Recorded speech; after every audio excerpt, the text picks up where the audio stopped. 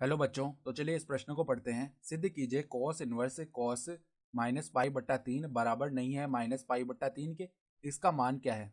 तो देखो, हमें सिद्ध करना है कि cos inverse cos minus pi बट्टा तीन का मान जो है वो बराबर नहीं होता है माइनस पाई बट्टा तीन के, और इसका जो मान आएगा वो भी हमें बताना है। तो प्रश्न में आगे बढ़ने से पहले इस प्रश्न से संबंधित जो मुख्य उदाहरण है उसकी हम चर्चा कर लेते हैं। तो देखो, मुख्य उदाहरण देखो, कॉस इनवर्स कॉस एक्स का जो मान है वो एक्स के बराबर कब आता है? जब ये जो x है इसका मान हम कहाँ से कहाँ तक ले रहे हो, जीरो से पाई के मध्य। ठीक है, अगर जीरो से पाई के मध्य लेते हैं तो यहाँ पर कॉस इनवर्स कॉस एक्स का जो मान है वो x के बराबर आता है। ठीक है, तो अब देखो यहाँ पर एक हम ये भी जानते हैं कि कॉस माइनस थीटा का जो मान है वो कॉस थीटा के बराबर ही होता है। ठीक है, तो अब देखो यहाँ पर क्या लिखा हुआ है, कॉस इनवर्स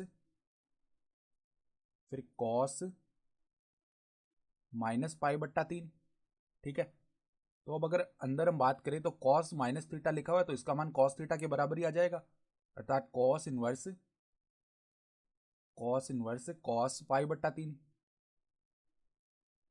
ठीक है, और अब देखो पाई बट्टा तीन जो है वो जीरो से पाई के बीच में है। ठीक है, तो यहाँ पर हम क्या कर सकते हैं, cos inverse cos x x के बराबर हो जाता है जब एक्स जीरो से पाई के बीच में हो।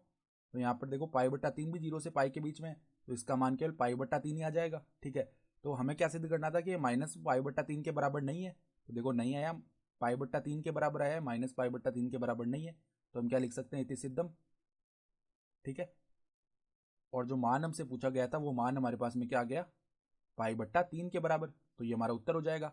तो आशा करता हूँ कि आपको ये प्रश्न समझ में आया होगा। धन्यवाद।